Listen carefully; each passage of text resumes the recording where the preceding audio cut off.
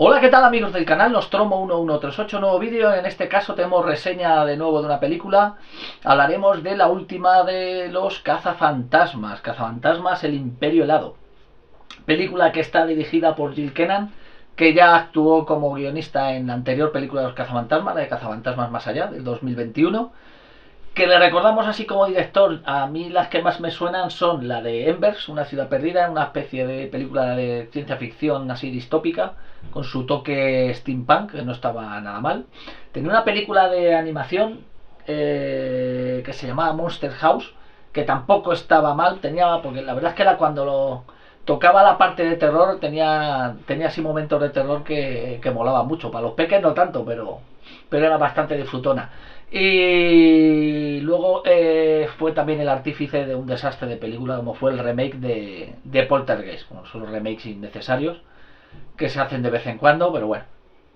Pero en este caso se ha metido a dirigir la película de Ghostbusters. Si recordamos la película del 2021, la de Ghostbusters Más Allá, volvió a enganchar al público y a la gente de la franquicia.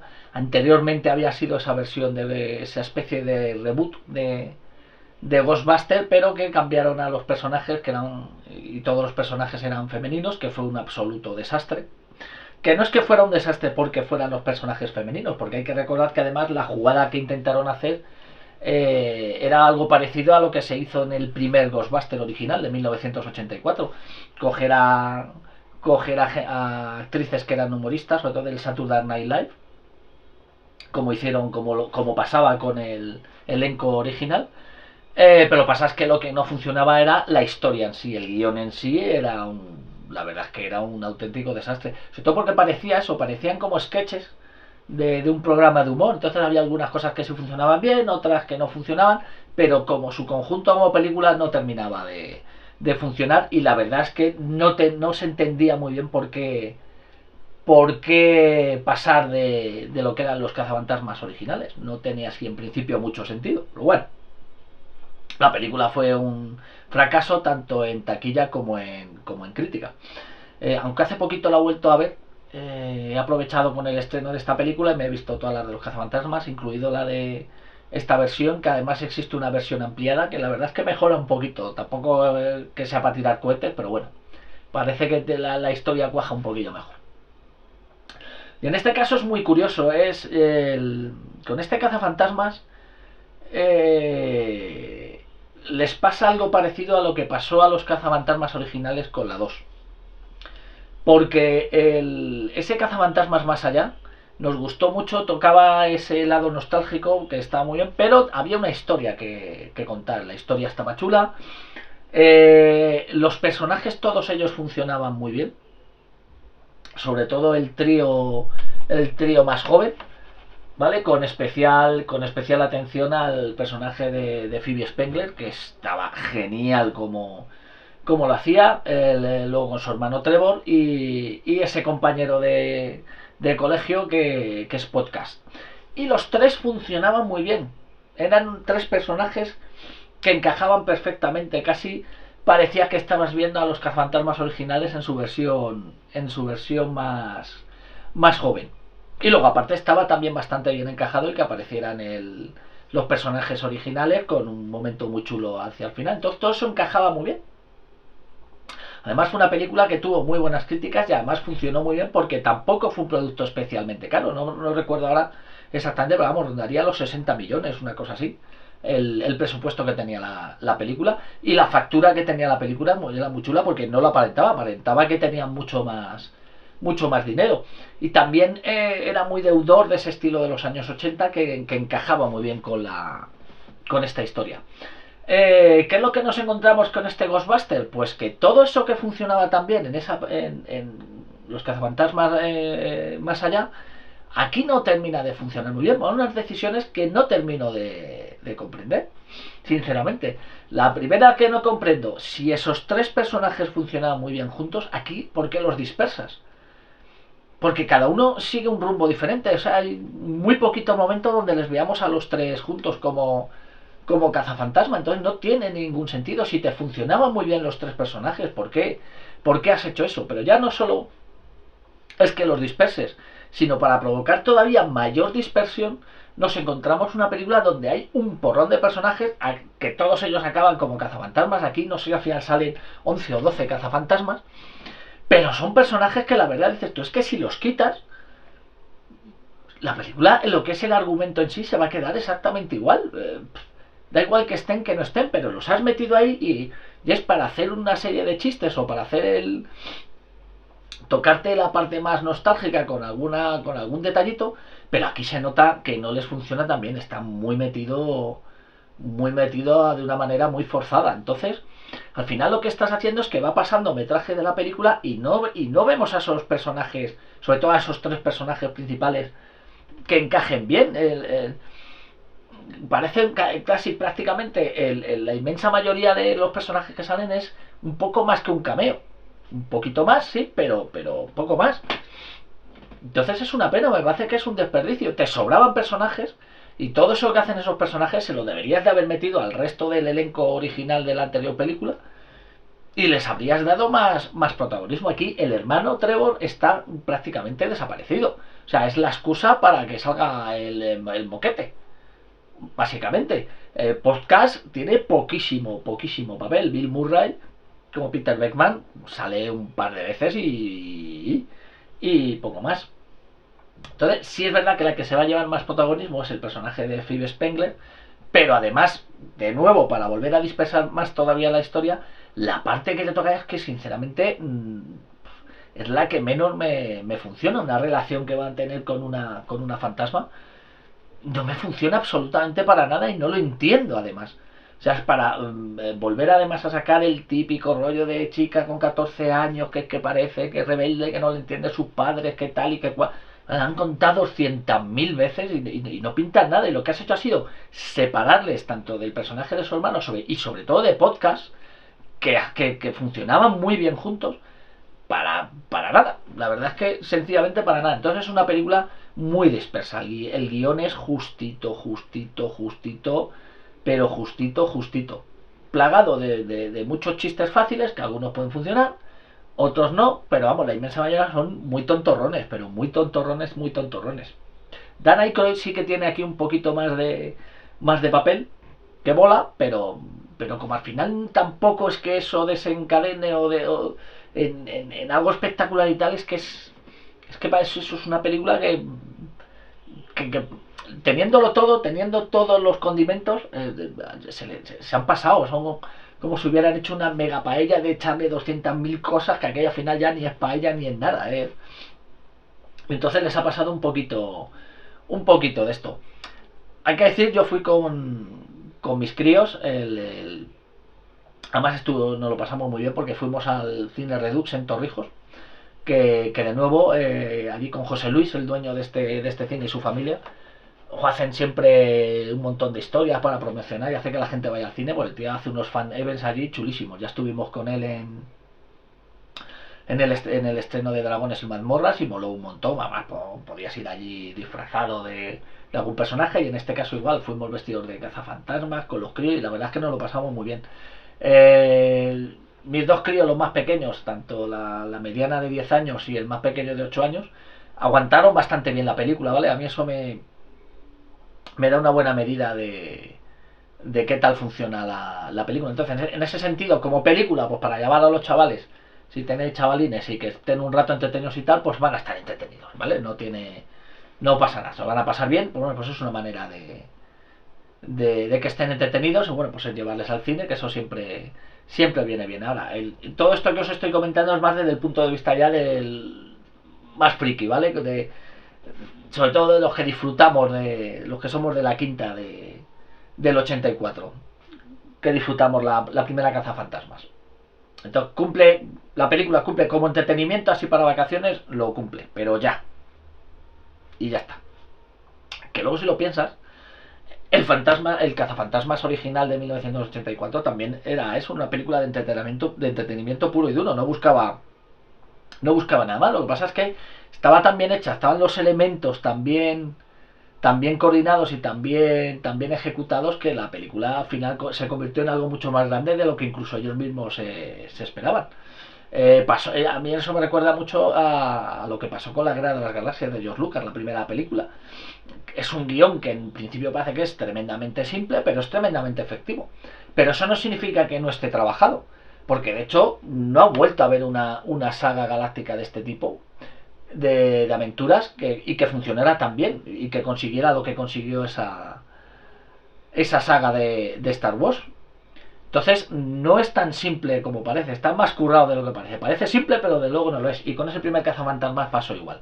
Entonces, según van haciendo continuaciones, te vas dando cada vez más cuenta que el problema es que no tiene las virtudes que en un principio parece que no tenía esa primera cazafantasmas, pero que la cosa no es tan fácil de conseguir. No solo porque plantes la marca de cazafantasmas, pues ya la cosa te va a funcionar.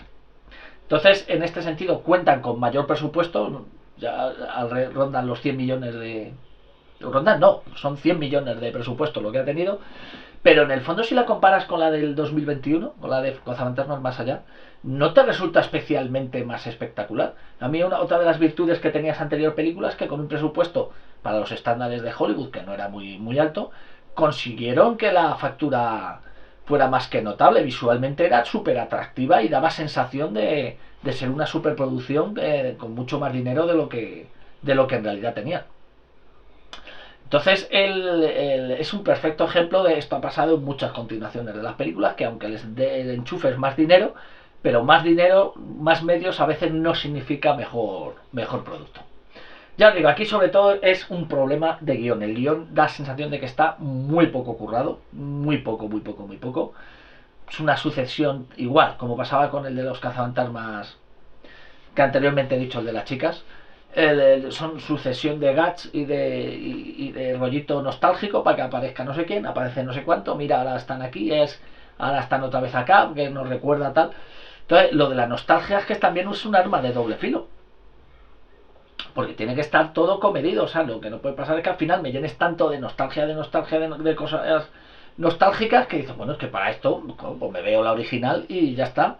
También tienes que ofrecer algo nuevo, tienes que apuntar a ver en qué dirección van a ir estos cazafantasmas. Hay un punto de la película que está muy chulo, que sí puede ser una buena guía para lo que deberían de hacer con la franquicia. Ya veremos si siguen, pero desde luego o vuelven otra vez a retomar y que se vea ese grupo cohesionado y dejarte de dispersar a los personajes, porque si no es que esto es un batiburrillo increíble. Una de las cosas que a mí más me gustaba de la primera Cazafantasmas, que además era muy común en esos años, en los años 80, es que cuando tocaban el terror, los momentos que había de terror eran de terror. Perfectamente podían haber aparecido en cualquier película de terror, pura y dura. Y eso se combinaba muy bien con el tono familiar y de pues ese rollo Spielberg, ese rollo Amblin que había en esos años, ¿vale? Recordar, por ejemplo, los Gremlins, pues no dejas una película Amblin pura y dura, pero tenía sus momentos de terror que daba miedo, y que te daba su yuyu. El Indiana Jones en el Templo Maldito, pues tenía momentos que eran muy terroríficos, incluso tenía algunos sustos tremendos. Los Goonies tenía también sus momentos de tensión y de un humor muy negro, negro, negro. Entonces, eso en aquella época, todo eso funcionaba muy bien. Esto ahora está muy dulcificado, está demasiado infantilizado. Entonces, no se llega a los niveles que tenía ese primer cazafantasma. Y es una pena, a pesar de que tiene un comienzo de película muy potente. El comienzo de la película está muy chulo, lo que pasa es que luego parece que es que se olvidan de ese comienzo y se acabó lo que se daba. Pero el comienzo estaba bastante, bastante bien. Porque luego ya os digo, como se dispersa tanto la película, cosas que debería de explicar no las explica, porque es que ha dispersado a los personajes, han aparecido 200.000 personajes que también se van a dispersar, y como tienes que ocuparte en que tengan sus momentitos, parece que es que te has olvidado de explicar cosas. Pues estaría muy bien que hubiera una transición más lógica de por qué ellos acaban en Nueva York. No simplemente ahora traslado esto a Nueva York porque mola y así te va a recordar más a la primera de los cazafantasmas. Entonces todo eso es lo que le falla a la película. Una película que es bastante más larga y tiene momentos que se hace a mí por lo menos te hago un momento que se me hace un pelín pesado, ¿vale? Sobre todo en especial la parte de Phoebe Spengler, con esta fantasma, es que cada vez que aparece es que es un parón la película, baja muchísimo ahí la película. Entonces, como resumen, por no enrollarme más, es una película que a nivel de familia, para llevar a los críos y tal, se puede llevar, ¿vale? No va a pasar nada. Pero sí que es verdad que si le pedimos algo más, no lo vais a tener, ¿vale? Esto cumple los mínimos reglamentarios para ser una película así para vacaciones y poco más. Y poco más. Y es una pena porque tenía todos los elementos, pero no los han sabido cocinar y mezclar bien. Es una auténtica pena. Pero bueno, pero aún así, como siempre, recomendable ir a verla ya y por supuesto al cine. Que no se me olvidara otro detalle que le falla a la película. Es el maloso, el villano de la película. Casi ya hasta el final de la película, en la última media hora o los últimos 20 minutos, es donde ya vamos a empezar a ver al villano este. Pero claro, es que el resto de la película, si no hace acto de presencia, si no hace cosas de villano malo y que... Pues claro, al final se te queda descafeinado, porque prácticamente al final lo sacas para un enfrentamiento final que es muy sosote además. No es un gran final súper épico y tal, no, para nada. Para nada es lo mejor de la película. Entonces, siempre en este tipo de películas, si el villano no da la talla, eso al final redunda en los personajes antagonistas, en los héroes. Para que a ti la historia de esos héroes te parezca épica es porque tienes que tener un villano épico. Si no, la cosa no funciona. Si en Star Wars te funcionan los personajes rebeldes es porque tienen enfrente al Imperio, porque tienen enfrente a enemigos tan poderosos como un Darth Vader o un Palpatine.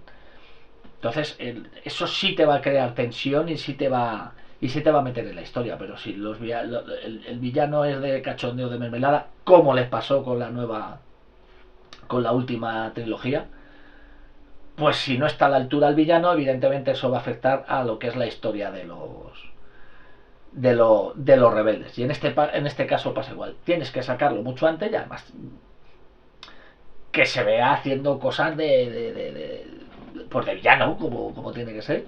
Entonces, se queda todo muy, ya os digo, como muy descafeinado. Es una pena. Bueno, pero aún así, a los que nos gustan los cazafantasmas, os quería enseñar un par de cositas. Por supuesto, si estáis interesados en la historia de los cazafantasmas, Norma Editorial ya sacó hace un tiempo la historia visual definitiva de los cazafantasmas. Es un libro súper recomendable. Ronda los 50 euros, todavía es fácil de pillar, ¿vale? Yo en su día me lo pillé por Amazon, pero si no, pues por eBay, todo colección, Wallapop y tal, sí, lo vais a encontrar sin problemas.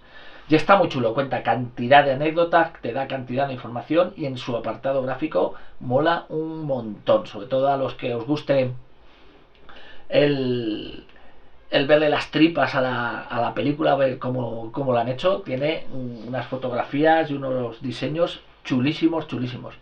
Como os he comentado antes, la historia de los cazafantasmas sale de la idea de Dan Aykroyd, el que tenía la idea de hacer esta historia de los cazafantasmas. Lo que pasa es que él en un principio la trasladaba al futuro. Y fue Ivan Reitman, su director, el que le convenció para que reescribieran el guión y lo trajeran a la época actual. Dice que cree que iba a funcionar mucho mejor la historia y la parte cómica de la historia iba a entrar mucho mejor. Entonces no iba a ser económicamente tan caro como ese primer proyecto, con lo cual iba a ser más factible que pudiera salir adelante, y además consideraba que le iba a ayudar a la historia y que los personajes les iban a dar un toque como más realista que le iba a venir muy bien. Y la historia demostró que estaba en lo cierto. Se juntan, todos son una pandilla de amiguetes. Ya os digo, del Saturday Night Live, muchos de ellos. Y en un principio, Dan Aykroyd, con quien pensaba hacer la película era con John Belushi, con el que ya había trabajado, había formado un grupo chulísimo, los Blue Brothers. Habían hecho la película con John Landis de los Blue Brothers. Y era el que iba a interpretar el personaje de Beckman. Lo que pasa es que John Belushi, como le daba absolutamente a todo, al alcohol y a las drogas a lo bestia, pues se lo encontraron muerto muerto en un hotel de una sobredosis bestial. De ahí que le pasen el personaje a Bill Murray. Bill Murray lo que da es también porque fuera también muy ligero, él iba también un poco a su bola, pero sí que se le daba muy bien la improvisación. Entonces, en cantidad de escenas, cantidad de frases que se nos han quedado en la mente son el fruto de la improvisación de Bill Murray. La famosa escena de creo que me han moqueado, y de hecho el que hace que ese fantasma al final le conozcamos todos por moquete es por una improvisación de Bill Murray. Pues ya digo, muy interesante el libro, y además pues lleno lo que os decía de toda la preproducción con el trabajo de diseño, y os vais a encontrar con un libro a tope de información y muy recomendable, muy bien editado, muy bonito. Este tipo de libros de la historia visual ya ha sacado unos cuantos normas, y la verdad es que merecen todos la pena. Ya sabéis que hay otros de Regreso al Futuro, de Parque Jurásico, Encuentros a la Tercera Fase, ET, y dan muchísima información.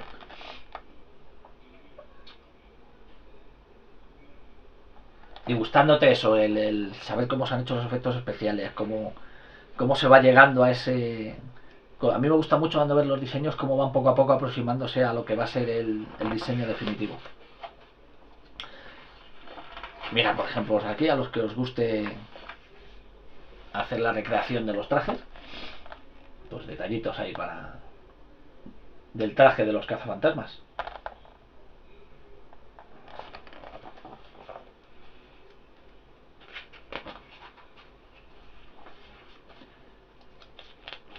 Muy chulo, pues con fotos del rodaje.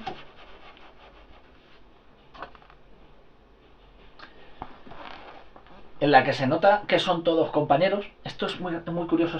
Esto fue una escena que se cortó, ¿vale? Esos son Bill Murray y Dan Aykroyd disfrazados de mendigos que iban a aparecer durante la película, haciendo como una especie de sketch, comentando más o menos lo que veían, pero al final eso se cortó. Mirad, por ejemplo, aquí tenéis una pintura mate, ¿vale? La del edificio. Veis el huequecillo que hay en medio, que es donde se iba a insertar la imagen que se grababa en el estudio. Pintura mate de Matthew Yurichi. Es un auténtico genio de las pinturas mate. Grandísimo trabajo el que hizo, por ejemplo, para el Blade Runner de Ridley Scott. A mí me gusta mucho este tipo de efectos especiales tan artesanal todo, y que funcionaba muy bien. Lógicamente el CGI no... Luego lo que abría la puerta es a darle más dinamismo a las imágenes, porque esto lo que hacía era que no permitía hacer movimientos de cámara, o hacía movimientos de cámara muy limitados. Sobre todo, básicamente solían ser con el zoom, acercando o alejando la imagen. Por supuesto vais a tener aquí lo que es el diseño del coche, del Ecto 1.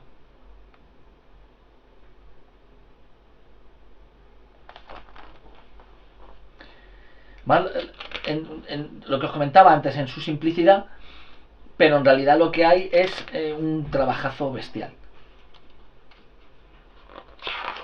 Entonces hay un gran trabajo de actores, porque supieron elegir muy bien los actores, pero el equipo técnico y el equipo de preproducción, la verdad es que también dieron el do de pecho. Entonces, claro, luego los resultados son los que son.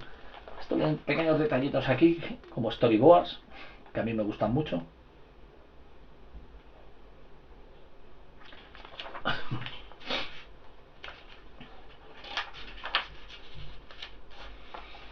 Con la famosa secuencia de moquete.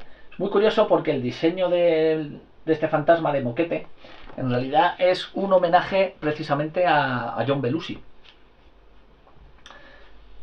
Porque de hecho incluso la cara de moquete recuerda a John Belushi. Y esta escena además en la que sale el fantasma tragándose una botella así del tirón y comiendo en plan cerdo, era el homenaje que se le hacía a John Belushi, que recuerda mucho a una escena que sale en Desmadre a la Americana de John Landis, donde el tío se pimpla una botella de whisky del tirón. Curioso cómo habría cambiado los cazafantasmas con John Belushi. Mira, aquí tenéis por supuesto, la mochila de protones, que mola muchísimo. Hasbro sacó una edición especial de esta mochila, a tamaño a escala real, 1:1, que ahora cuesta una pasta. Si la buscas, te vienen pidiendo de unos 2.000 euros por ella. El diseño de la trampa.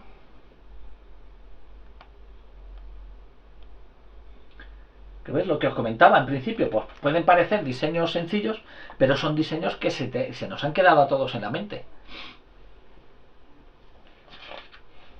Hay mucha gente que simplemente con verlo va a decir, bueno, eso es de los cazafantasmas.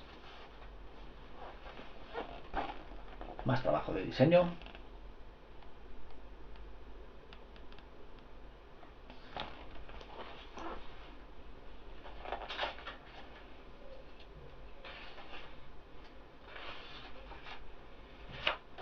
Ya os digo, un libro muy completo. Mira, aquí hicieron un decorado circular para las escenas de la azotea en el edificio.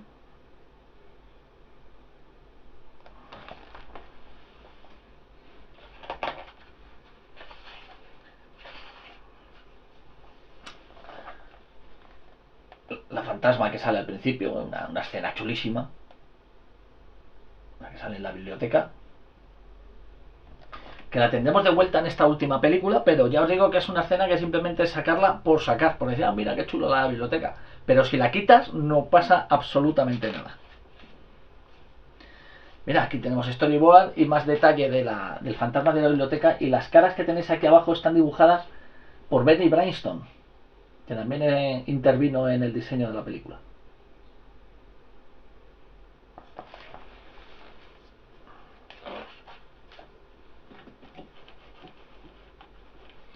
Y como no, a boquete.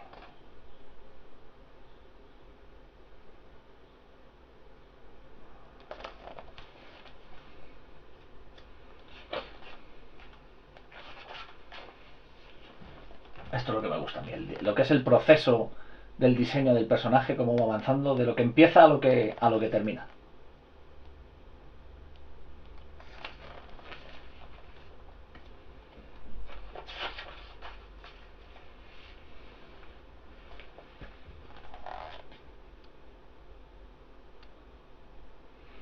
Otro personaje icónico.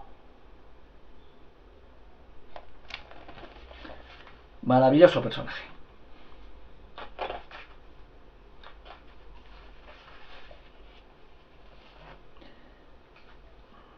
Mirad, más arte conceptual de Bernie Wrightson.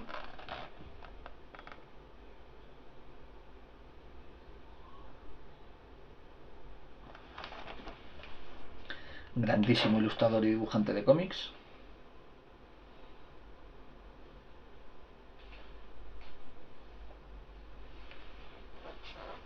Más diseño de personajes, de fantasmas.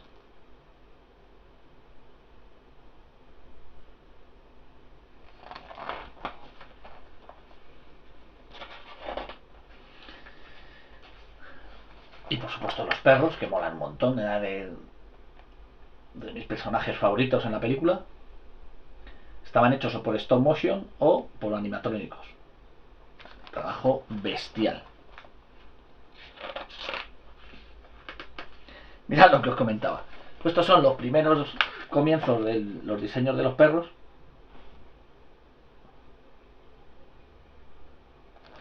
Y como poco a poco pues se van acercando a lo que finalmente quedó en la película.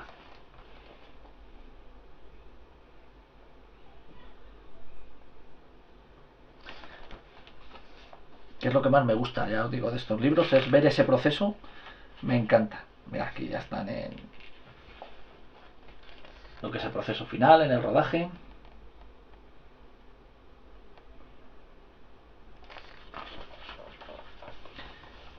Una absoluta maravilla. El hombre de malvaviscos, el Marshmallows, ¿vale? Metió en un traje un señor que las pasó canutas, en unos decorados y unas maquetas alucinantes hechas a escala.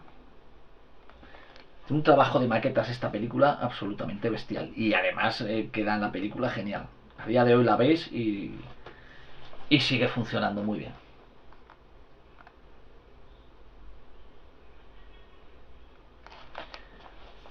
Una pasada, como estáis viendo, el libro es una auténtica pasada. Mira, aquí rodando la explosión en el edificio, fijaros el nivel del tamaño de las maquetas. Efectos especiales estuvieron a cargo de Richard Edlund, que formó parte del equipo original de la Industrial Light and Magic de George Lucas, y es justo en esta película donde él da el salto a abandonar la ILM y en formar su propia empresa.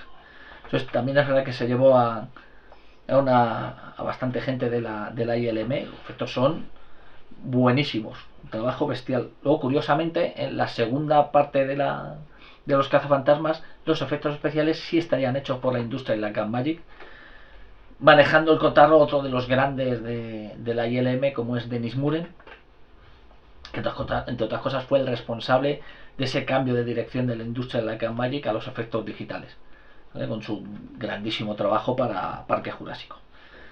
Aquí tenemos diseños, pero estos son ya de la segunda película.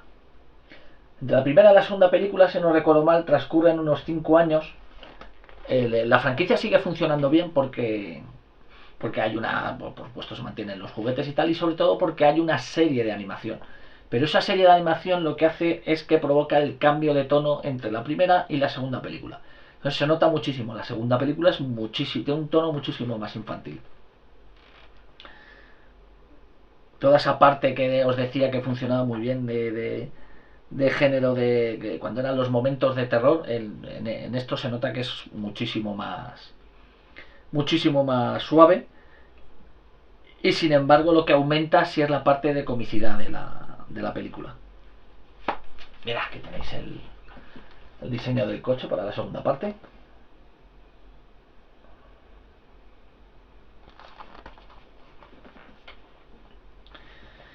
Sí se nota cierta desgana tanto en el guión como incluso en los propios actores, sobre todo en Bill Murray. ¿Vale? Bill Murray además ya prácticamente en todas las escenas ni siquiera sale vestido como cazafantasmas. También había pedido por contrato que no le metieran en ninguna escena donde lo volvieran a moquear y tal. Entonces él está un poco como aparte, con esa historia tan melosa y tan romanticona con Sigourney Weaver. Entonces no, la cosa no cuajaba bien. Y en cierto sentido le pasa un poco lo que le pasa a este Ghostbuster del Imperio Helado. El villano no da la talla. El villano se nos queda, pero se nos queda muy a medio camino. También muy medio hecho. Y de hecho, en el enfrentamiento final con el villano pues también se queda. Lo que es el enfrentamiento directo con él queda un poco soso. Ahí recordaremos más otras escenas de Cazafantasmas 2 antes que el enfrentamiento con el villano. ¿Vale? Siempre por la llegada del Titanic, lo de la estatua de la libertad, o los mocos esos rosados cuando salen por el baño e intentan ahí atacar a Sigourney Weaver. La propia escena de la primera vez que aparece ese río de mocos.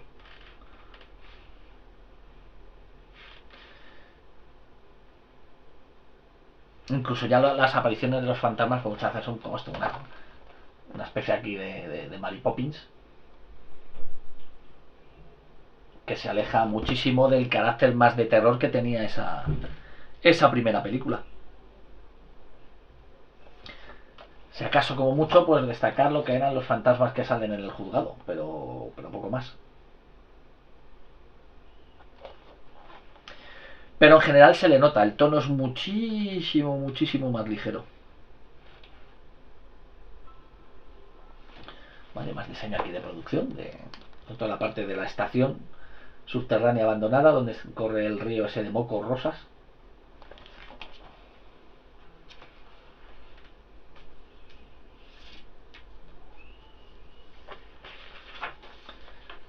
Aquí tenemos lo que es el diseño de las nuevas mochilas, que mola mucho más el anterior diseño, el de la primera.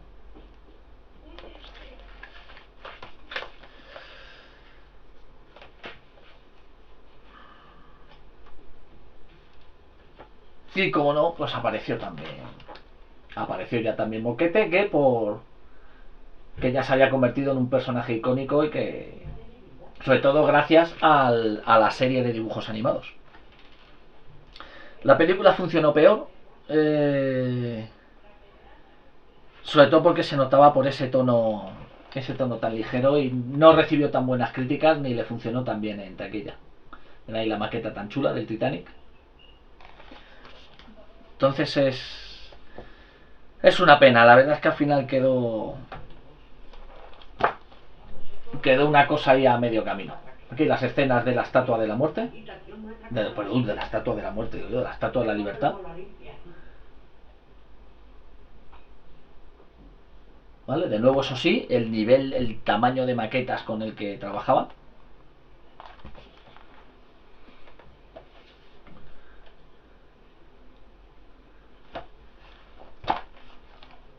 Más escenas aquí tenéis de la estatua de la libertad, que está interpretado, el actor que interpreta la estatua de la libertad sale en otra escena de Cazafantasmas 2, porque es un fantasma que sale corriendo en Central Park haciendo jogging, y es exactamente el mismo personaje. Que también el pobre me las pasó canutas metido ahí dentro de ese traje. Mirad qué maqueta tan chula del museo. Una escala enorme con la que estaban trabajando.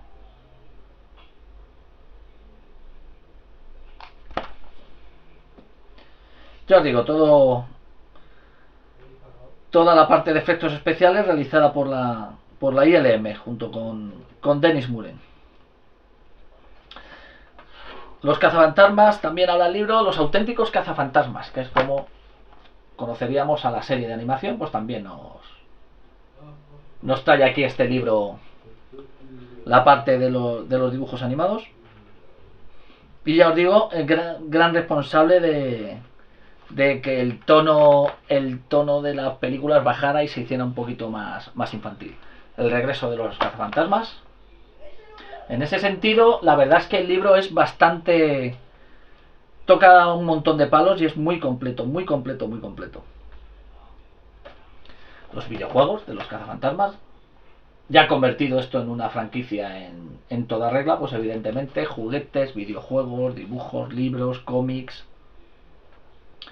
pues todo eso lo vamos a tener aquí, ¿vale? Fantasmas en cómics.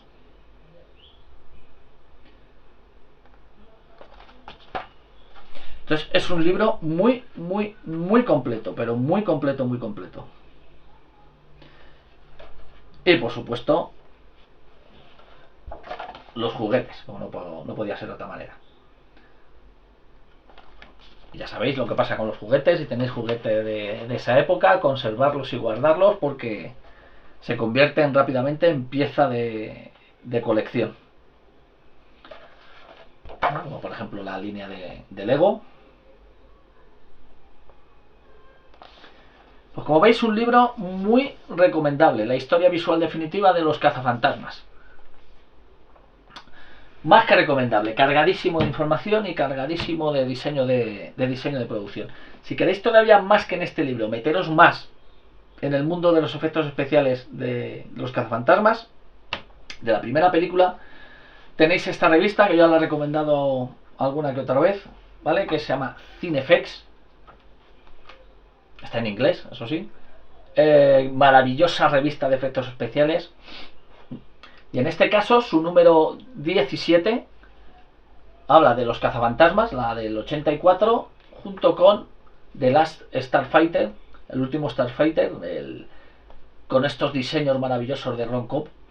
Ron Cobb es el diseñador, por ejemplo, también del DeLorean de Regreso al Futuro, y estuvo metido haciendo gran parte del diseño de producción, por ejemplo, de Alien el octavo pasajero y de Conan el Bárbaro.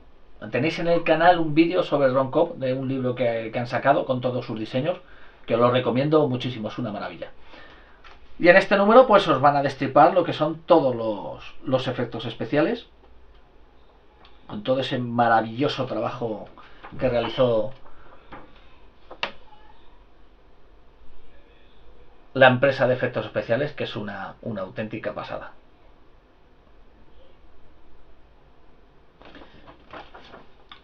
Con este Richard Edlund con su empresa, además pegó el pelotazo porque hizo Los cazafantasmas, y luego en otra película donde estuvo metido, que hizo un gran trabajazo, fue nada más y nada menos que La jungla de cristal.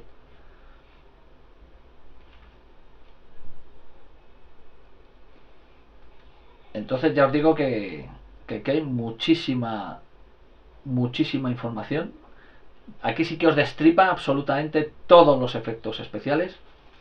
Ay, qué chulo, diseño de los perros, y abajo fotograma de la película. Ese fotograma más es donde están hechos por stop motion. Una técnica que a mí me encanta. Lógicamente, vista ahora, pues puede encantar los efectos especiales, pero hay en esto, hablando hace poco así en una tertulia de esta friki que tuvimos, yo siempre digo lo mismo, sobre todo a los que sois más jóvenes, hay que intentar dar ese salto en el que tenéis que ver muchas veces la película se acorde al año donde se estrenó. Entonces no vale que digan, no, es que los efectos especiales que cantan, es que, bueno, ya, pero no por ello te tiene que echar atrás y sacarte fuera de la película, sino al revés. Tiene que interesar si sabes cómo están hechos con los medios que había entonces. Lo que te maravilla es el producto que al final llegan a hacer con los medios que tenían. Ya sé que cuando veo ese primer King Kong en blanco y negro, cuando veo una película de Ray Harryhausen, pues son muñequitos movidos fotograma a fotograma, pero no quita que para que yo pueda disfrutar de esas películas, porque eso lo que va a hacer es que te va a abrir un universo tremendo, ya a que te acerques al cine clásico. Claro, todo esto ya se ha convertido en películas clásicas del cine. Evidentemente, a mí me pasa, por ejemplo, con Dune. Yo soy muy defensor del Dune de David Lynch. Entonces, muchas veces el argumento, bueno, no, es que, joder, es que no, claro, lo comparas con la de Denis Villeneuve, pues es que no lo puedes comparar con la de Denis Villeneuve, con los medios que se tienen ahora, con lo que se tenía en 1984. A mí lo que me asombra es que en 1984 hicieran esa película así. Ya va a tocar vídeo del Dune de David Lynch, seguro, y ahí me meteré a fondo. Pero ya digo, con estas cosas igual hay que ponerse un poco en el momento en el que se hace la película para poder apreciarla en su justa medida. Mira, aquí más trabajos de la construcción de esos perros del infierno.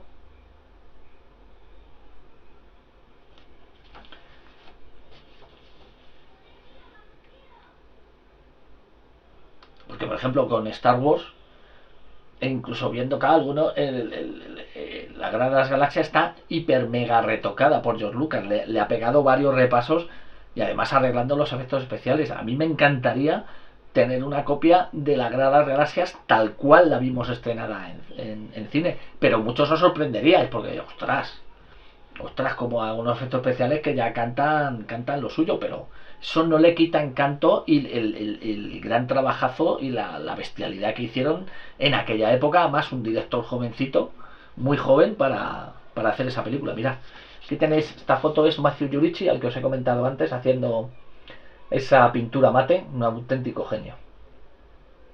¿Vale? Son pinturas enormes que se pintan sobre vidrio, dejando el hueco donde luego se insertará la parte de la imagen real. Son unas pinturas hiper mega realistas, son una auténtica pasada. Aquí en España teníamos un auténtico genio para eso, que era Emilio Ruiz del Río, que unas tomas alucinantes, hizo trabajo para Conan, sobre todo para Dino de Laurentiis trabajó mucho. Todos estaban metidos en las películas de Conan. En Dune hizo un trabajazo bestial.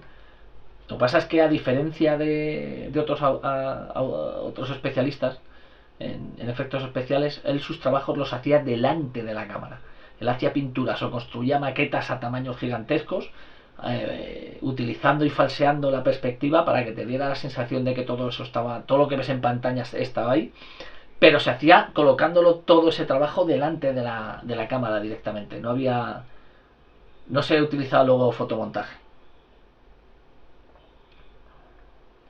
Mira lo que comentábamos antes, las escalas de maquetas que tiene son alucinantes.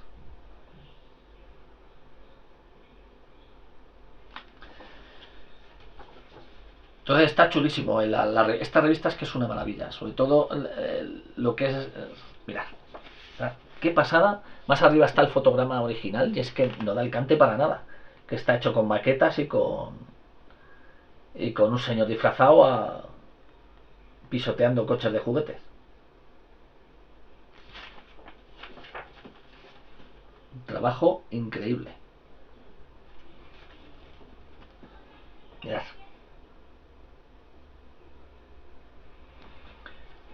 Así que muy recomendable.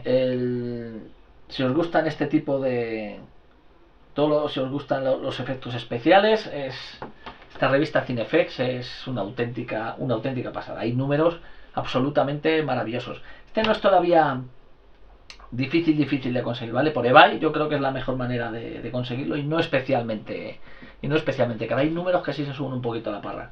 Pues sacaron un especial, ese era un número único de, por ejemplo, de Blade Runner de Ridley Scott, que ese ya cuesta un poquito, y el de Aliens de James Cameron también. Pero si os gustan, es que no os va a defraudar, porque es un material, pero absolutamente de primera. Pues espero que os haya gustado el vídeo. Si os ha gustado, darle al like, apuntaros al canal, a ver si estamos a puntito, a ver si conseguimos llegar a esos 800 suscriptores. Y lo que os digo siempre, pues que escuchéis muchas bandas sonoras, ver muchísimo cine, leer muchísimos cómics y leer muchísimos libros, friquear todo lo que podáis, y nos vemos en próximos vídeos. Hasta luego.